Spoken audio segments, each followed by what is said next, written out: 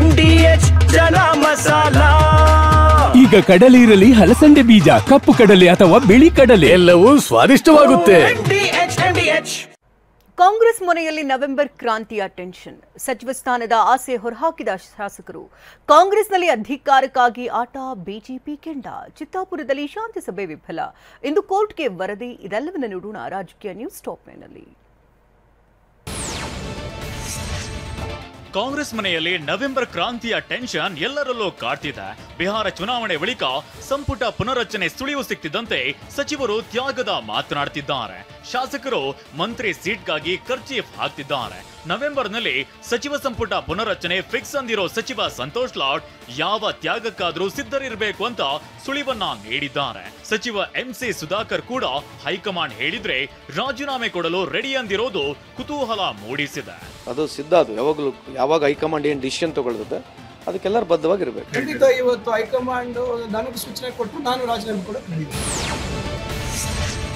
High command ಯಾವುದೇ ನಿರ್ಧಾರ ತೆಗೆದುಕೊಂಡ್ರೂ ನಾವು ಬದ್ಧ ಎಂದಿರುವ ಭೈರತಿ ಸುರೇಶ್ ದಲಿತ CM ಚರ್ಚೆ ಬಗ್ಗೆಯೂ ಪ್ರತಿಕ್ರಿಯೆ ನೀಡಿದ್ದಾರೆ. ಅವರ ಜನಾಂಗದ ಪರ ಹಕ್ಕು ಕೇಳಿದ್ರೆ ತಪ್ಪೇನು ಅಂತ ಹೇಳಿದ್ದಾರೆ. ಎಲ್ಲರೂ ನಾವು ಹೈಕಮಾಂಡ್ ನಿರ್ಧಾರಕ್ಕೆ ಬದ್ಧರಾಗಿರ್ತೀವಿ ಅಂತಾನೆ ಚೀಫ್ ಮಿನಿಸ್ಟರ್ ಹೇಳಿರೋದು. ಜಾತಿ ಜನಾಂಗಗಳ ಪರವಾಗಿ ದಲಿತರಾಗಲಿ, ಬ್ಯಾಕ್ವರ್ಡ್ಸ್ ಆಗಲಿ, ಮೇಲ್ಜಾತಿಯವರಾಗಲಿ ಎಲ್ಲರೂ ಕೇಳುವಂತ.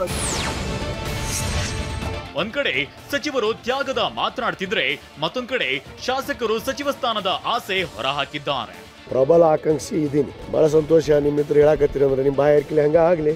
ಹೋಗಿ ಬಂದಿದ್ದೀವಿ, ನಾವು ಕೇಳಿದ್ದೀವಿ, ನಾವು ಮಂತ್ರಿ ಆಗ್ಬೇಕಂತ ಕೇಳಿದ್ದೀವಿ, ಅವಕಾಶ ಕೊಡಿ ಅಂತ ಕೇಳಿದ್ದೀವಿ. ಕಾಂಗ್ರೆಸ್ ಪಾಳೆಯದಲ್ಲಿ ಅಧಿಕಾರಕ್ಕಾಗಿ ಚದುರಂಗದಾಟ ನಡೆಯುತ್ತಿದ್ರೆ ವಿಪಕ್ಷ ಬಿಜೆಪಿ ಚಾಟಿ ಬೀಸಿದೆ. ನಿಮ್ಮ ಅಧಿಕಾರದ ದಾಹಕ್ಕೆ ರಾಜ್ಯದ ಅಭಿವೃದ್ಧಿ ಮರೀತಿದ್ದೀರಿ ಅಂತ ನಾಯಕರು ಕೆಂಡಕಾರಿದ್ದಾರೆ. ಕಾಂಗ್ರೆಸ್ ಪಕ್ಷದ ಆಂತರಿಕ ಕಚ್ಚಾಟ, ರಾಜ್ಯದಲ್ಲಿ ಅಭಿವೃದ್ಧಿಯನ್ನ ಸಂಪೂರ್ಣವಾಗಿ ಮರೆತಿದ್ದಾರೆ. ಜನರನ್ನ ಬಲಿಪಶುವಾಗಿ ಮಾಡಿ ಜನರ ಸಂಕಷ್ಟಕ್ಕೆ ಸಿಲುಕಿಸಿ ಇವರು ತಮ್ಮ ಸ್ವಾರ್ಥಕ್ಕಾಗಿ ರಾಜಕಾರಣವನ್ನು ಮಾಡ್ತಿರುವಂಥದ್ದು.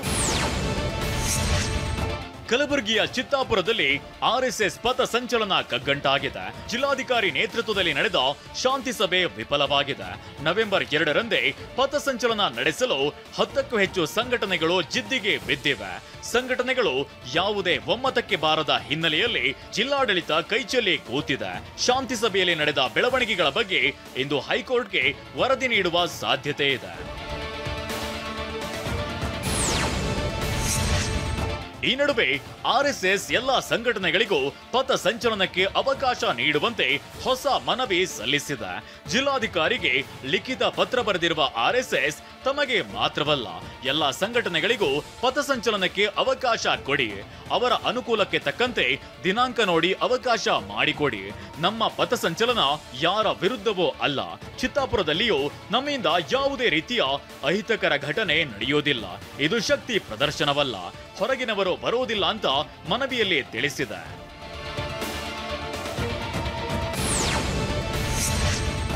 ಮೊನ್ನೆಯಷ್ಟೇ ಧಾರವಾಡ ಹೈಕೋರ್ಟ್ RSSಗೆ ಕಡಿವಾಣ ಹಾಕಬೇಕೆಂಬ ಸರ್ಕಾರದ ಆದೇಶಕ್ಕೆ ತಡೆ ನೀಡಿದೆ.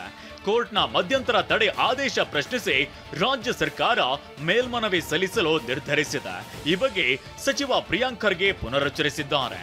ಆದರೆ ಸರ್ಕಾರದ ಈ ತೀರ್ಮಾನಕ್ಕೆ ಬಿಜೆಪಿ ನಾಯಕರು ವ್ಯಂಗ್ಯವಾಡಿದ್ದಾರೆ.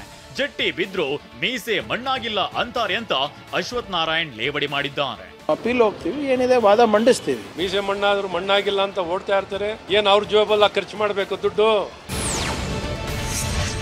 ಇನ್ನು ನನ್ನ ಹಾಗೂ ನನ್ನ ಕುಟುಂಬದ ಬಗ್ಗೆ RSS ನಾಯಕರು ಬಾಯಿಗೆ ಬಂದಂತೆ ಮಾತನಾಡ್ತಿದ್ದಾರೆ. ಬಿಜೆಪಿಯ ಒಬ್ಬರು ನಾಯಕರಾದ್ರೂ ಖಂಡಿಸಿದ್ದಾರ ಅಂತ ಸಚಿವ ಪ್ರಿಯಾಂಕ್ ಖರ್ಗೆ ಬೇಸರ ಹೊರಹಾಕಿದ್ದಾರೆ. ನನ್ನ ವೈಯಕ್ತಿಕ ವಿಚಾರಗಳಿರ್ಬೋದು, ನಮ್ಮ ಕುಟುಂಬದವ್ರ ಬಗ್ಗೆ ಇರ್ಬೋದು, ನನ್ನ ಸಾಮರ್ಥ್ಯದ ಬಗ್ಗೆ ಇರ್ಬೋದು, ಯಾರ್ಯಾರು ಮಾತಾಡ್ತಾ ಇದ್ದಾರೆ ನೋಡ್ತಾನೆ ಇದ್ದೀರಲ್ಲ. ಇಷ್ಟೆಲ್ಲ ಆಗ್ಬಿಟ್ಟು ಒಬ್ಬರನ್ನ ಖಂಡಿಸಿದ್ರ RSS ದವನು ಯಾವನು ಬೈದಿದ್ದಾನೆ ಅವನಿಗೆ. ಇನ್ನು DK ಸುರೇಶ್ RSS ಪಥ ಸಂಚಲನಕ್ಕೆ ಯಾರ ವಿರೋಧವೋ ಇಲ್ಲ, ಆದ್ರೆ ದೊಣ್ಣೆ ಹಿಡಿದು ಮಾರ್ಚ್ ಮಾಡೋದಕ್ಕೆ ಅವಕಾಶ ಇದೆಯಾ, ಬೇರೆ ಸಂಘಟನೆಗಳು ಫಾಲೋ ಮಾಡಲ್ವಾ ಅಂತ ಪ್ರಶ್ನಿಸಿದ್ದಾರೆ. ಆ ದೊಣ್ಣೆ ಹಿಡ್ಕೊಂಡು ಮಾಡ್ತಕ್ಕಂಥ ಸಂಸ್ಕೃತಿಯನ್ನ ಹಿಂದಿನ ಕಾಲದಲ್ಲಿ ಏನೋ ಸರಿ ಅನ್ಸ್ತಿರ್ಬೋದು, ಆದ್ರೆ ಬೇರೆಯವರು ಅದೇ ತರ ಲಾಠಿ ಹಿಡ್ಕೊಂಡು ಓಡಾಡುವಂತ ಸಂದರ್ಭದಲ್ಲಿ ನೀವು ಬೇರೆಯವ್ರಿಗೂ ಅವಕಾಶ ಕೊಡ್ತೀರಾ ಅಂತಕ್ಕಂಥದ್ದು ಇವತ್ತಿನ ಪ್ರಶ್ನೆ. ಯಾಕೆ ಈಗ ಬಂತ ಸ್ವಾದ? ಖಂಡಿತ ಈಗ ಬಂತು ಅಸಲಿ ಸ್ವಾದ. MDH chunky chaat masala life ಅಲ್ಲಿ ಅಸಲಿ ಸ್ವಾದ ತರುತ್ತೆ. ಅಸಲಿ ಮಸಾಲ MDH